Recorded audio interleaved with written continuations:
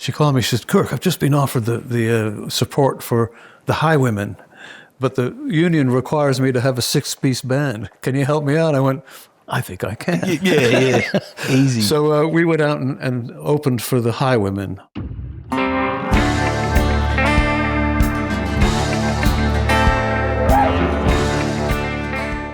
G'day, it's Lindsay Waddington, and today we've got a podcast with one of my great mates, world renowned.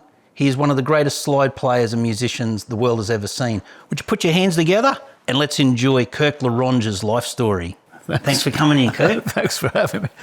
Thanks for the introduction. Oh, mate, you deserve it.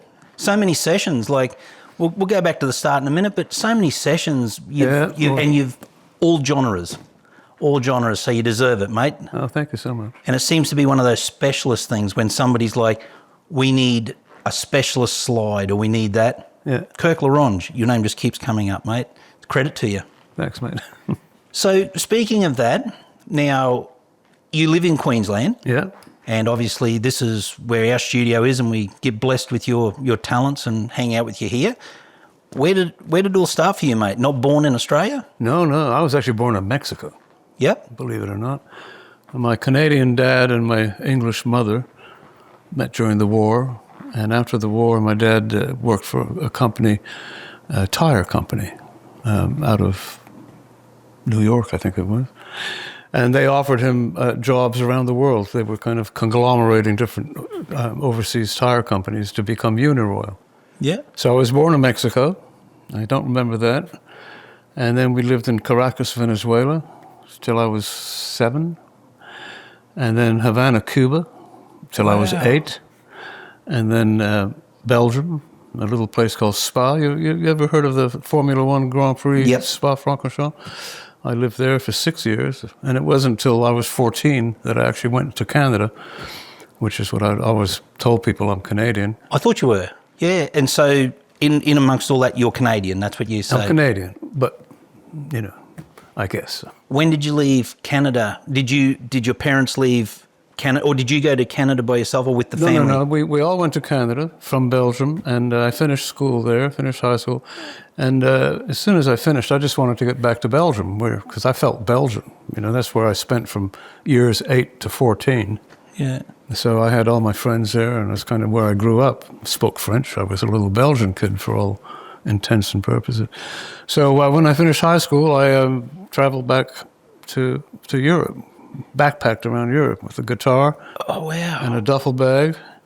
I actually worked my way over on a freighter. Did you really? That's how bad I wanted to get over. You could do that in those days. Yeah, you could. I went down to the docks in Montreal and found a ship. Took a few attempts, but finally found a captain and said, "Yeah, sure. You're going to be chipping paint and coiling ropes." And so I worked my way across the Atlantic to back to Belgium. Yeah. That's incredible, mate. You're the only musician in the family, or mum or dad played, or? No, they didn't. No. So this music thing was just something you fell in love with? I heard Apache. I heard what were they called? The Shadows. That's how long ago it was. Yeah. The Shadows, and I heard Apache, and I thought, I've got to learn how to do that. That was me too. Yeah. Exact same song. Yeah. Yeah. Hank Marvin, Strat. Yeah. Incredible. Yeah. And the slide thing. So you have become world class. Like you're a sought after musician on slide, amongst other things. Where did that?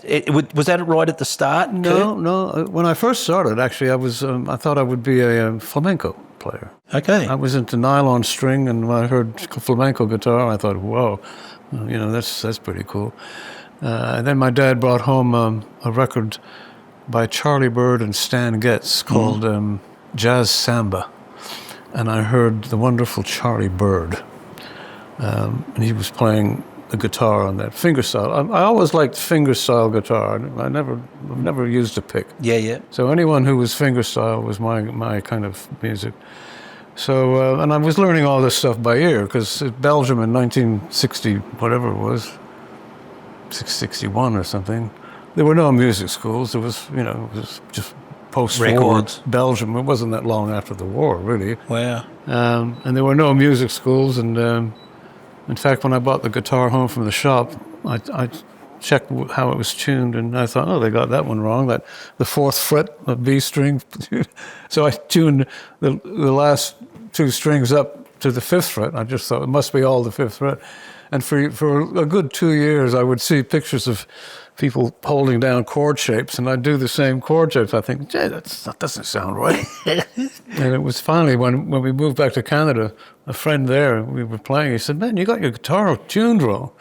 And that was a big breakthrough, as you can imagine. Things skyrocketed from there. But yeah, I had a good ear. I could always listen to something. And Still do. I still do, yeah. Yeah. I could actually listen to chords and hear the individual notes of a chord, and with patience. And of course, in those days, it was 33 RPM albums that I listened to. And if you, I don't know if you remember this, but if you turn it to 16 RPM, you get half speed. But it stays in pitch. Yeah, okay. Because it's half the speed. So I would listen to all these records at half speed and just learn them that way, So good, mate. And so, did you sing back then, Kirk? No, I didn't. Love the... Just the guitar. Yeah, it was just a guitar. And then I heard James Taylor. Yeah. When James Taylor came along in whatever year that was, 1970 or something. Free. And he had that kind of voice that... It wasn't a kind of a trained singing voice. I thought, I could probably do that. And he was a finger stylist. So, when I heard him, I thought, I'm going to try that path, Yeah, that's so good. So what actually got you out to Australia then? Was it music or family moved? Or? No, I met a woman in London. She was Australian. Yep. And she came back, and I followed her out here on the day of Cyclone Tracy. Oh. Christmas 74. You didn't go to Darwin, did you? Very lucky. Yeah. So that was my introduction. In fact, my introduction to Australian music was Bill and Boyd. Oh, yeah. Singing Santa Never Came to Darwin. I thought, oh, boy, I'm in for it. Did it take a while for you to get into the music scene here, Kirk? No, it didn't really. I had done an album in London before I came here, and... it was being released through Festival Records. Yeah. So, and it kind of rocketed to oblivion, the parent company in London, because I'd spent a few years in London. Is it still available now? No. I mean, if you probably look on the internet, you'll find it. Try and Google it. I bet you it's great. It was me and another guy called Druick. So we were Druick and Lorange. Yeah. It's kind of like the Hall and Oates kind of vibe. Nice. Yeah. So I wound up going to festival and speaking to the people there, and I met a guy called Doug Ashdown there, and he was doing an album, became a really good friend, and I said, hey, I play acoustic guitar, fingerstyle. He went, oh, really? And I said, can you show us? So I played a little bit, and he said, you want to play on my album? I went, here I am. Oh, how good is that? So that was, yeah. Yeah. And I went around to the various, back in those days, there were wine bars where people were playing, and you could go and, listen and get up and play, and, kind of open mic nights. And is there any other instruments, like, I know you play resonator, electric, was there other instruments like piano or anything? No. Just always the guitar? Just the guitar, yeah. Just fell in love with it? Yeah. Yeah. And there was enough to keep me busy for a lifetime without having to, figure out other ways of, Yeah, that's great. It's incredible, though, too, because your stay in Sydney through the studios and that, and I've been very blessed in the last so many years to have some of these legends record here, and it's been a wonderful thing to see it all come back around again. Like, you've played with Renée Geyer, Brian Cadd for years, John Williamson. Yeah, I played on his album. Yeah. Absolutely. Yeah. It was Railwayman. Okay. Incredible. And you're playing in it. It's just stunning. Cool. I can't remember what the title was or anything. But let me tell you, it's really good. We listen to it all the time. Oh, good. It's really good. But it's weird once we got to know you, and John and I'm lucky to spend a bit of time with John, and he said, oh, Kirk's played on my album. When that song come on, Maddie said to me, my daughter, she goes, this would have to be the one Kirk played on. You hear and say, yeah, that's Kirk. You look up the credits. Yep, that's it. You've got this distinct style. Yeah. But it fits the track, but you've got a distinct style. It's not like anybody else. That's right, yeah. And I think that's a wonderful thing too. Yeah, that's an asset. What's one of the greatest, if you look back on it, one of the pivotal moments when you thought, because you've been pretty much a musician all your life, haven't you? Since the age of 11, yeah. Yeah, that's an incredible feat, mate. Yeah. Did you, at times, anywhere in your journey, because you've travelled, you've been in a lot of bloody countries, you ever thought, I really should, this is not for me, or not? You always had that burn? No, never, no. To my regret now, I wish I had, some kind of backup plan for my old age, but for me it was just always, I'm a musician, end of story. I did do a little bit of, when I first came to Australia, I did a little bit of commercial art, because I'm kind of, I like drawing, and there was a place in North Sydney that you could just kind of go in and freelance. If a job came up and it was something you could do, you could put your hand up and say, I'll do that. But that didn't last more than a month, as I recall, because then I met Doug, Ashdown, and that led to a bunch of other musicians. And then, he and we formed a band called Sleeping Dogs, and it wasn't long before we were out supporting Supertramp around Australia and, doing some pretty neat things. Well, Doug Ashdown, he's...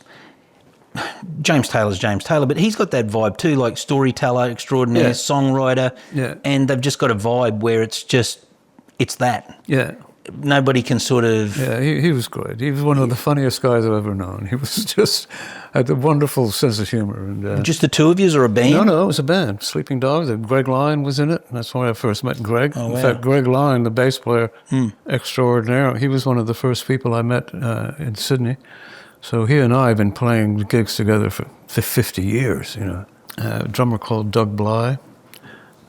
Jim Kelly was in it for a little while. What a player. Yeah. So we did a really neat thing at Double J, ABC Double J, a kind of a live-to-air show one night. It was, again, not long after I got here. And then I met Richard Clapton. And so that opened up a whole other, touring with him and recording with him and... What's your favourite, so we've talked about Apache, the Shadows sort of give you this love at a young age which got you on the road, but then the finger-style guitar playing. Yeah.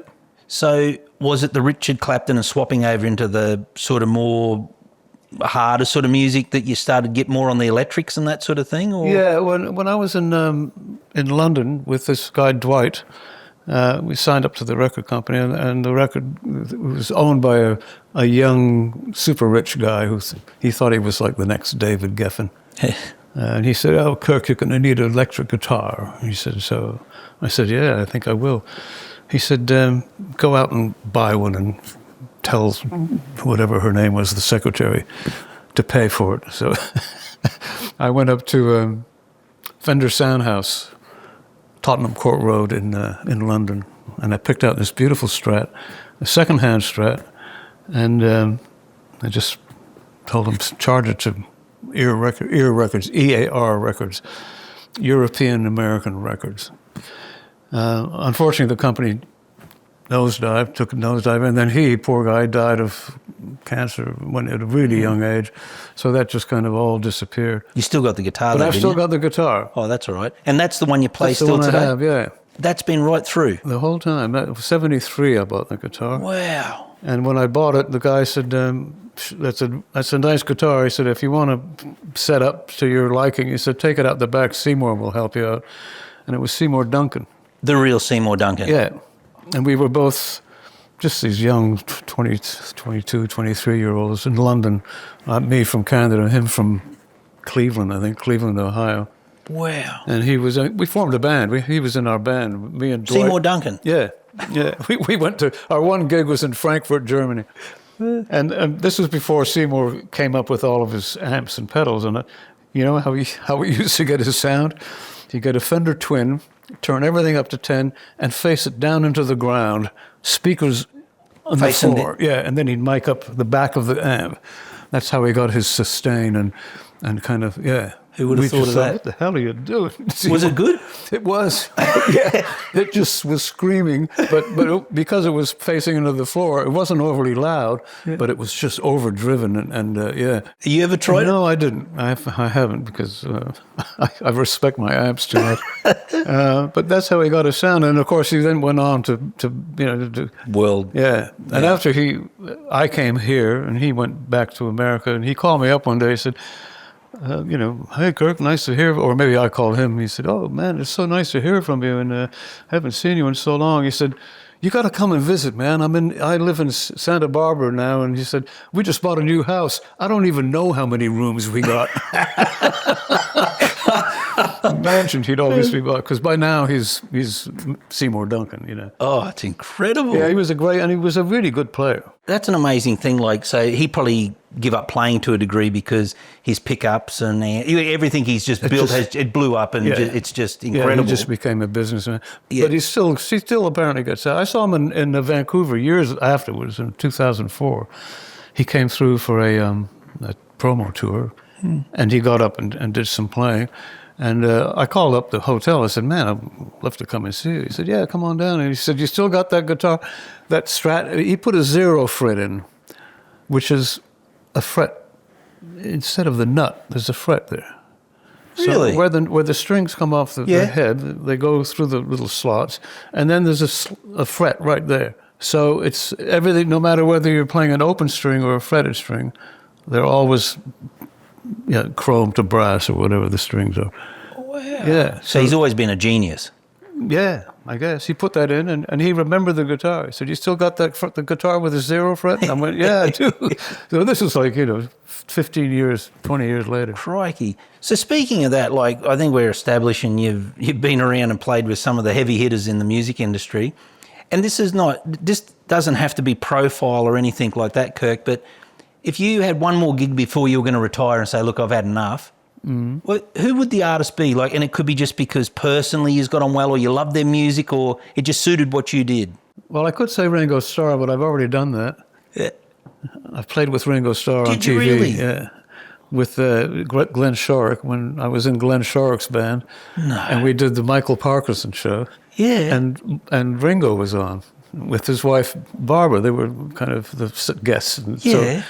So at the end of the show, Michael Parkinson said, "Ringo, you know what we're going to ask you for?" Because we did the Glenn Shorrock band did a tune, the single he was promoting, live, or maybe we were miming, I can't remember. But all the amps and things were there. And at the end of the show, Ringo came out, and we all got up and we did Honey Don't. Yeah. With Mark Kennedy on the drums in the back, and then Ringo up front with the drums. Yeah. And that was good fun, to play a live thing on TV with Ringo Starr. He copped a bit of flack about drumming, but I started off as a drummer. I didn't mind his drumming. He had a real vibe. He's a great drummer. That's what I thought. Great drummer. You'd know more, like, playing with him. You'd notice that. But you would have heard it too. Like, he's wonderful. Yeah, people put shit on him about his drumming. Completely his own way of doing it. Yeah. And he plays a song, But energy. Yeah. He had this thing. I was a fan anyway. So I could say him, but I've already done that. I could say Don Felder from the Eagles, but I've done that too. Oh. My sister, who was in radio in Canada. I need to get steel cap boots. All these big names we're dropping. My sister was a radio announcer in Montreal, and then she moved to Calgary, and she interviewed Don Felder when he put out that book, Heaven and Hell. Yep. And she made sure that she had some music playing in the background, and it was my slide, because she was, she loves my slide. Yeah. And apparently he said, who's that? And she said, "That's my brother." And he said, "Oh, wow, he's pretty good, isn't he?" And he said, "I'm doing a concert here," because his wife was from Calgary, so he used to go to Calgary quite often. He said, "I'm doing a concert here in March. Tell your brother he can come out and get up and jam with us over a tune." So I did. I flew all the way to Calgary for one tune. Yeah. He did a Stevie Ray Vaughan song, and I just played a blues solo over it. So that was good fun. But I don't know. I mean, it would be nice to sit down with Ry Cooder. Yeah. Did you ever? Never got the opportunity. No, but David Lindley, his guitar player, when Ry Cooder came to Sydney in 1978, I think it was, he was with David Lindley, and I found out where he was staying, which hotel, Siebel Townhouse, and I had a nice little Gibson L4. And I put it in the car, and I drove to the Siebel Townhouse, and I went in, and I said, "What room is David Lindley in?" And they said, "Oh, room 701, whatever it was." And I called up the room and I said, David, I'm a slide guitar player from here. I'd love to meet you, and I'd love to show you this little guitar that I have. He said, oh, come on up. Wow, really? Yeah. So he said, but just give me 20 minutes. This is a funny story. He said, just give me 20 minutes. I'm doing an interview, and, call me in a half an hour or so. So I went down the street in King's Cross, and there was this little bookshop, kind of occult books. And it was all books about, meditation and all this, yoga kind of things. And a book caught my eye, and it was called Sufism, Sufism. And I thought, I've never seen that word before. I looked at it, and it said, a series of books written by famous Sufi, which I later found out was a kind of a Middle Eastern Swami, wise man. A series of books written by Sufi Muhammad, or whatever his name was. And I just thought, oh, interesting. So I put the book back, and then I went up half an hour later and was talking to David Lindley, and he was listening to me playing. He said, oh, man, I love the way you play. He says you've got a nice flow. He says, I'm trying to think of a phrase. He says, I've been trying to find these books written by a Sufi that describes the feeling I'm getting. And I said, Sufi? What the hell? I said, I only learned that word half an hour ago in a bookshop. He said, a bookshop? I went, yeah. He says, I've been looking for these books, 10 of them. There came 10 books. Every city I go to, I see if I can find them. I said, well, come with me. There's a bookshop, 100 meters down the road. They were the books. Oh, and 8 of them were there. That's meant to be, really? He just bought them all right then and there. So we were like that. Yeah? Yeah. Did you stay in touch with these people, or? I did, yeah. Oh, that's so good, Kirk. He's gone now. Yeah, that's right. But yeah, we used to, Christmas and... That's so good. Yeah. So you've also got a very famous band here in Australia too, Chasing the Train. Chasing the Train, yeah. Now, that is one of the greatest bands. Greatest cover band. Oh, wow. He's got some soul. Yeah. It's a really good, band. Now, that's a band that the drummer, Mark Meyer, and the bass player, Ian Lees, they were in Moving Pictures. Yes. And so Kevin Bennett also joined Moving Pictures. Yep. And when that band took some time off, a contractual thing, I think they had to, I can't remember quite what. Anyway, Mark said, look, we would put a band together for the summer. You interested? And I went, yeah, sure, that sounds great. So that band was put together as a fun band for the summer of '85.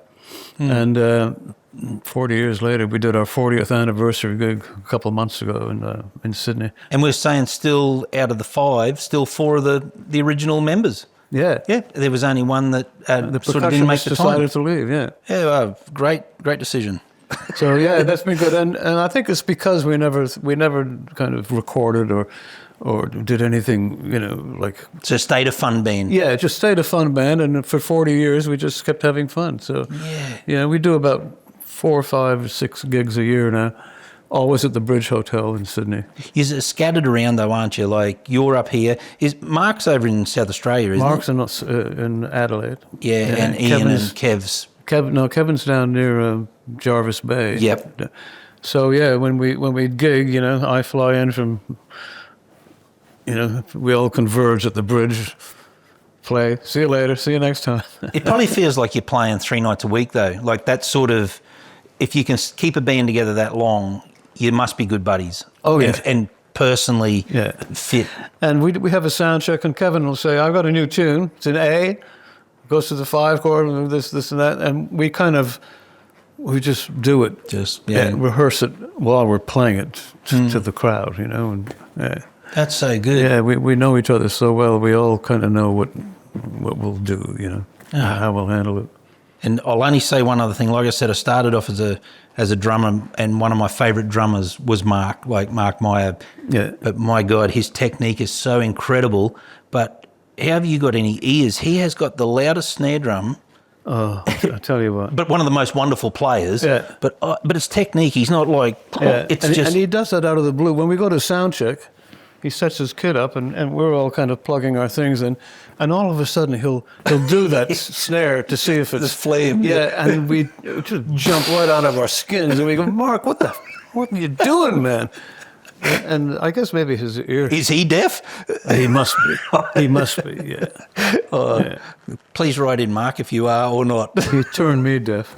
But he's a wonderful bloke, and I haven't seen him for years, but I think he was playing with James Blundell and Lee and, like all the sort of... He's played with them all. Yeah, he has. Yeah. And that's when I sort of saw him when we were doing festivals and that, and you just watch from the side. Richard Clapton and Wendy Matthews and Mark Gillespie and all kinds of people. Yeah. You must look back on it, though, and it must be like a blur. Like, it's gone quick, hasn't it, Kirk? Sure has.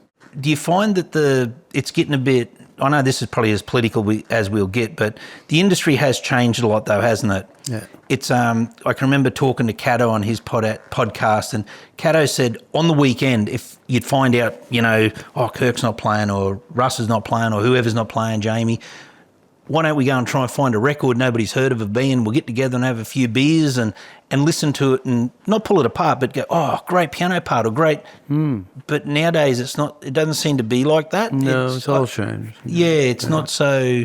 And I'm finding that, like what we're doing here, social media is probably 65, 70% of the music now. Like the music used to be 90%. You record a great song, get it on radio or on TV, and you made it. Nowadays, it's like we have so many platforms for entertainment, and you've got to be on all of them. Yeah, and you still don't make anything. And you still don't make... Yeah, you don't. But in all of that, you've still got the love and the passion for the music. I can see that. Yeah.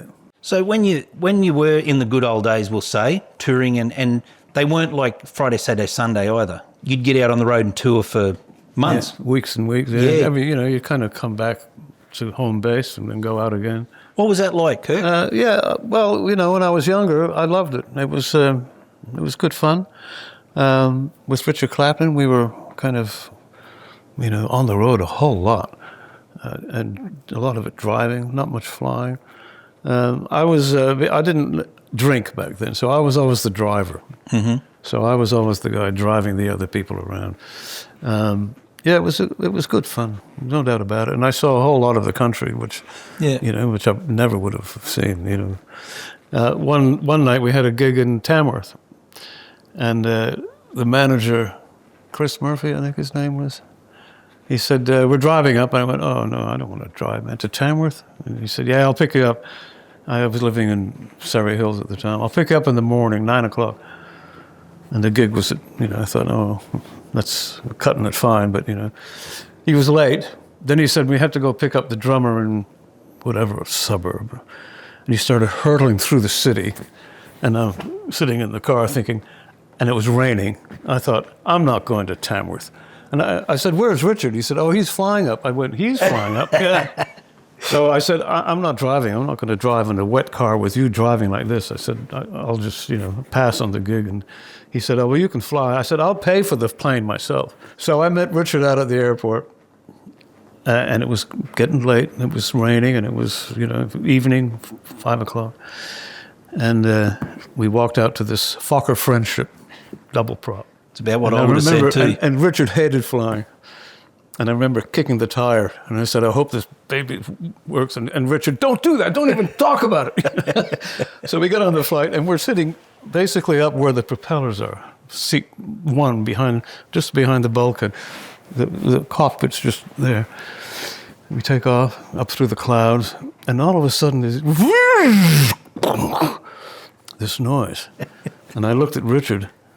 I looked out my window where the propeller was a blur. Now it's no longer a blur. It's just kind of going like this. Oh, no. And I said, Richard, the propeller stopped. He went, and then he looked, and I've never seen it before. I've heard of it. I saw the color drain out of his face. It just kind of went white from the top down. He didn't say another word, although if you read his book, he was like saving people, and he was directing things. That's just bull. He was just catatonic, and the stewardesses were battening down the hatches and taking a drink. So they just served the coffees and things. They were taking them all back. This poor little Fokker was, and the captain eventually came on and said, as you probably know, we've had some problems. We've lost our port engine. We're returning to Sydney. And I hadn't been here long enough to know the layout of the land. It's dark by now. I can see all the lights through the clouds, and I'm thinking, we're getting lower and lower. I'm thinking, I hope that airport's just up ahead. And then it was. And we never made the gig. All the amps were on the stage there. Everything's on standby. But it was good to hear that little Fokker made it. Oh, yeah. Oh, dear. And the next morning, I lived in this little terrace house with some people, and the next morning, someone came in.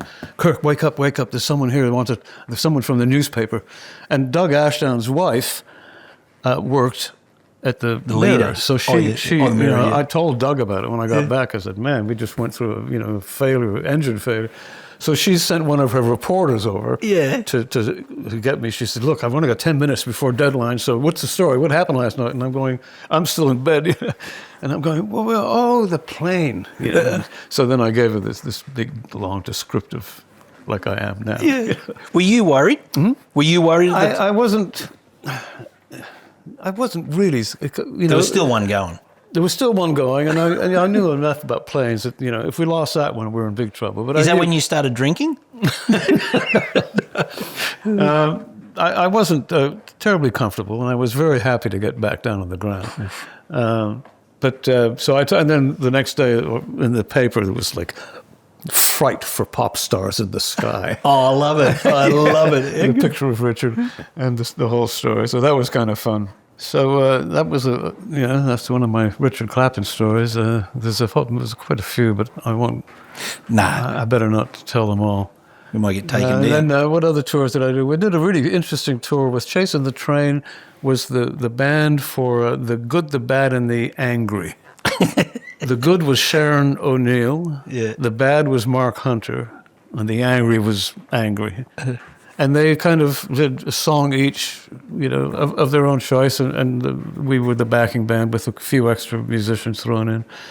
And that was an interesting tour. That would have been actually quite dynamic. Oh, it was. Musically, it would have been fun. Musically, lots of fun, and we packed But a lot of personalities would have been sort of a bit different touring. Yeah. But musically, it would have been. Musically, it was fantastic. Yeah. There was Sharon's boyfriend, Alan Mansfield. Oh yeah. And he was an American. He had been Robert Palmer's MD. So there was a keyboard, Chasing the Train, another Mick on guitar. But that was good fun. Yeah. Marc Hunter. Then I was in the Marc Hunter band. That was a band. I didn't know that. Did he have his own band? After he left, after Dragon broke up, he had a band. And he did an album which I played on, and then he went out on the road, and there was some stories there that I won't tell either. He was a dangerous kind of a guy. Oh, really? Well, Marc Hunter. Wildlife. Yeah, he was a complex fellow, shall we say. So after all the music and that sort of thing, away from music, you've got, like, your daughter. She's a special talent herself. She sure is. Yeah, my youngest daughter, I have grown-up kids, and I have a daughter, and she started dancing when she was 3. She saw ballet on TV, and she just started mimicking it and doing it, and she's now with the Queensland Ballet, and she went down to Sydney, did a solo performance, classical ballet on the stage of the Opera House. Yeah. All alone on the stage with like 600 people, won the contest, and then the Queensland Ballet asked her if she wanted to do a year as a young artist. She got to go overseas and do some pretty big things, which you went with. Yeah, I went with her. Yeah, my wife took her to Prix de Lausanne. It's called. It's like a ballet thing in Lausanne, Switzerland. So my wife took her there and took her then to London. And then a year afterwards, she was offered, she won some scholarships to go and study in different schools in Europe for 2 weeks each, or a week each maybe. London, Zurich, Amsterdam, Frankfurt. And I went and joined them in Zurich. And on that trip, I went back to Belgium, where I grew up. Yeah, in fact, I even got to get into my old house. A friend of mine was still there, a dear friend. He said, "I know the people that lived in your house." I went, "What?" He said, "You want to go and see it?" And I went, "Of course I do." So he called them up. They said, "Sure, come on over." Changed much? Not really. Not renovated or anything? A bit renovated. The kitchen was renovated, but the rest of it was pretty much the same. And then she heard from the Paris Opera. They said, we'd like to meet you. Come on over. So my wife said, you speak French, Kirk. You take her this time. So I had the great pleasure, although trip I'll never forget, of taking my darling Georgia to Paris for a week. Say something sexy for us in français, French. Mais je parle français comme un français. What's that say? I said, I speak French like a Frenchman. I thought he was saying I look good, but anyway. So that was wonderful to take her over there. And it was summer, but that was really good. That was fun. How many children you got, Kirk? I got 4. 4? Yeah. Any follow the music footsteps of Dad? No. No. Don't play a bit or just... They did. My middle son, Rowan, when he was about 16 or so, he could watch me and he could play really well. But I just think they just thought, that's what Dad does. I'll do something else. Yeah, and he's not getting rich from it. So maybe I won't do that. It's a funny thing though. Like my old man had cane farms and investment houses and sort of did really well with business and that in life. Managed Toyota in North Queensland and did all those sort of things. But I can remember him saying one day, like, because I've been a musician all my life and we've gone okay, but probably not like if I become a cane farmer or you know what I mean. But anyway, I can remember Dad saying, you mightn't have $1 million in the bank, but you're living the life of a millionaire. You travel the world. And he said, I'd give all my money to be able to stand on stage and do what you buggers do. And I know that's a cliche, people say that, but to hear it from him, he said, I would love to be able to do that. Yeah. And isn't it funny, you just sometimes, you never got what you want. Yeah, that's right. Had all the money in the world, but he was, Yeah. Yeah, it's often the way, isn't it? Life of a millionaire. Another neat tour that I should mention was we got offered. Remember Debra Byrne? Yeah. She called, and I had another band in Sydney with James Gillard, Kevin Bennett, Mark Collins on banjo, Jim Cox, the percussionist from the train, and Doug Bligh, and we called ourselves the Six Amigos. Another fun band. And Debra, who I knew, and I'd done some stuff with her on TV shows and the Midday Show and things, she called me. She said, Kirk, I've just been offered the support for The Highwaymen, but the union requires me to have a 6-piece band. Can you help me out? I went, I think I can. Yeah. Easy. So we went out and opened for The Highwaymen all around Australia. And I tell you what, that was sublime. No way. Yeah. I've got to say, they would have been pretty bloody impressed with you guys too, I bet. They did, and they all came and listened. Yep. They were always there on the side of the stage. When we were doing our opening 45 minutes, I'd look over and there they were, all these guys. I mean, some of them had played with Elvis. Yeah. The drummer and bass player was Elvis's last rhythm section. They were so good. I remember we opened here in Brisbane, and we did a sound check, and we went on first, and we kind of all our little amps are in front of their whole array. I mean, there was 57 of us on the road. Holy dooly. Yeah, including the support band. And the 6 Amigos, we all went and sat back and said, okay, let's see how these old guys, see if they can handle the sound check, see what they could deliver, And they all started playing this song, this warm tidal wave of beauty came over us, this Nashville band, and it was just, and it wasn't loud, but it wasn't quiet. It was just sublime. And they all were, they'd trade solos, and they'd get Willie to sing Chris's song and Chris to sing Johnny's song. They were always having fun on stage and trying to screw each other up. It was. Even during the shows, they were always trying to trip someone up, and they just had a great time. Did you get to hang with Willie, I did. Chris? You did? Yeah. In fact, Willie and I used to wind up, kind of backstage because we both had a bit of a habit. Yeah. We liked to partake in a certain substance before the shows, and I'd often see Willie out in behind something and say, "Hey, Willie," he'd be there with his minder. Yeah, we had a great time. And I actually played that little guitar of his. Oh no! Yeah, Trigger. It wound Is that up what he called it? in one of the hotel rooms one night, and I went, "There it is," and I got had a little twang on it. Johnny Cash's son, Johnny Jr., he came along too. He was just along for the ride.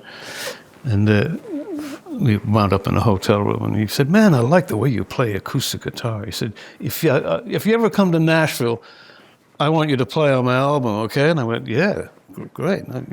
How do I get in touch with you?" He said, "I'll write it down." And he wrote down Johnny Cash Jr., 1300, whatever it was, Johnny Cash Boulevard, Nashville, Tennessee. I remember thinking, oh man, that's just too cool. He didn't write it on Talio paper, did it, the next night? No. Oh, there's the address is gone.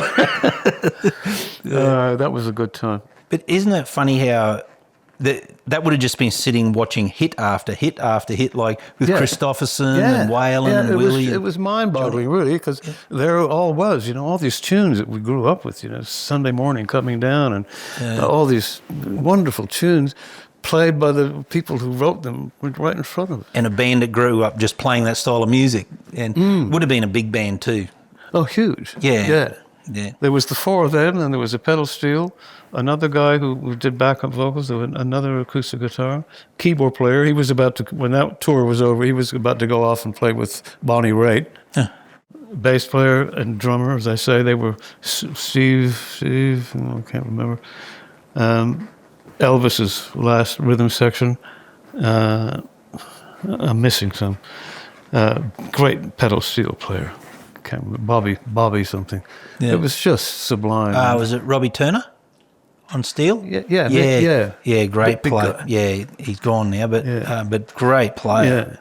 Yeah, incredible. And I sat across the aisle from Chris Christopherson on the plane, and he was reading a script for the next movie he was doing.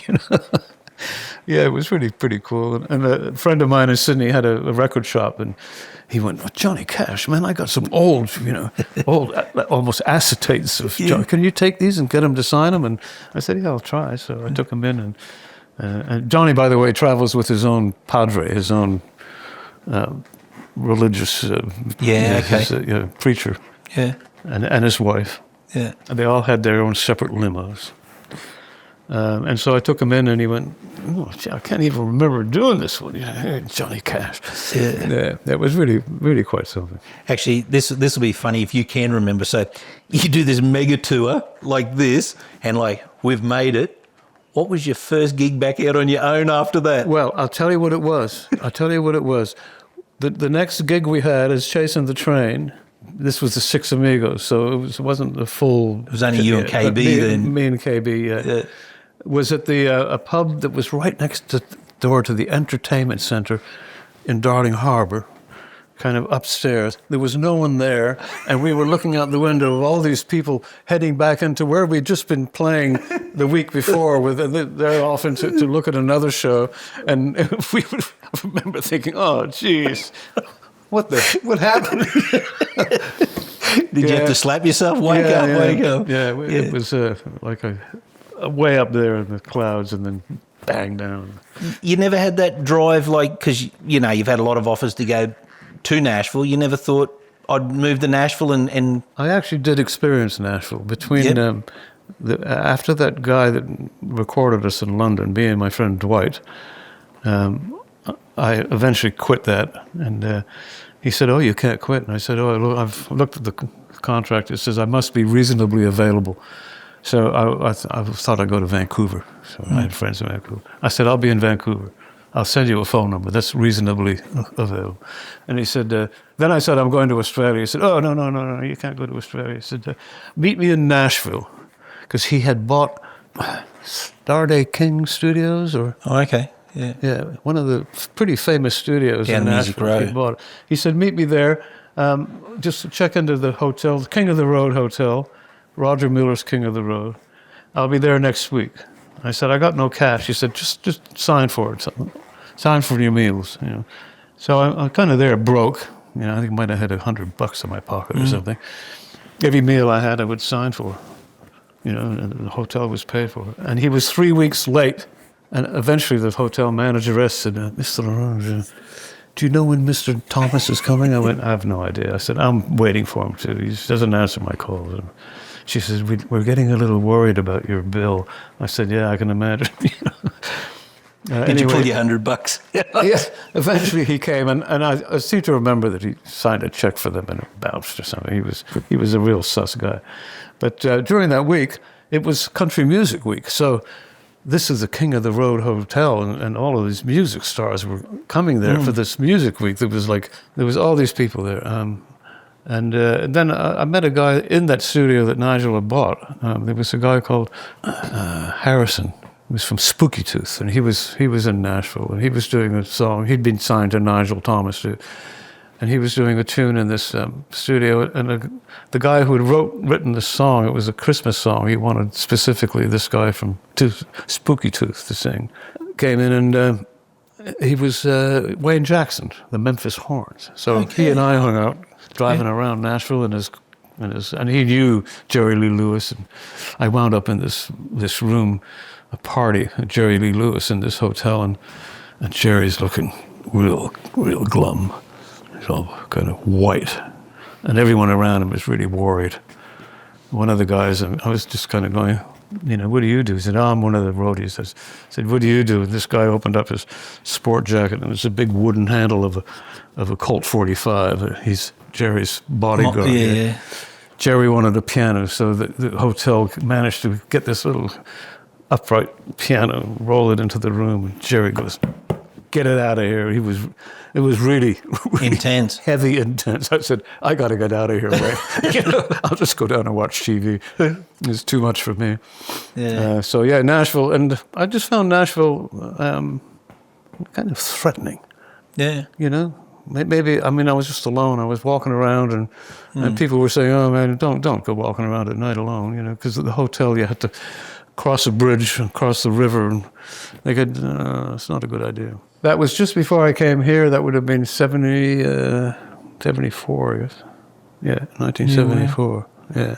Yeah, and the move to Australia, greatest thing, you've loved it? Oh, yeah. Loved your time? Yeah. So how long have you been in Australia for then, Kirk, full time? 52 years, 51 years now. Yeah, wow. Yeah. Well, anybody that watches this podcast and adds up the timeline, they can work out how old you are. We don't need to spell it out. I'm an old guy. But geez, mate, you don't look it. It looks like you got your timeline wrong. Yeah. Well, my mother she only died last year. She was 103. I'm 76 now. That means I might have another 28 years. Oh, we got a slide player for a bit longer. That's bloody good to know. Lord, yeah.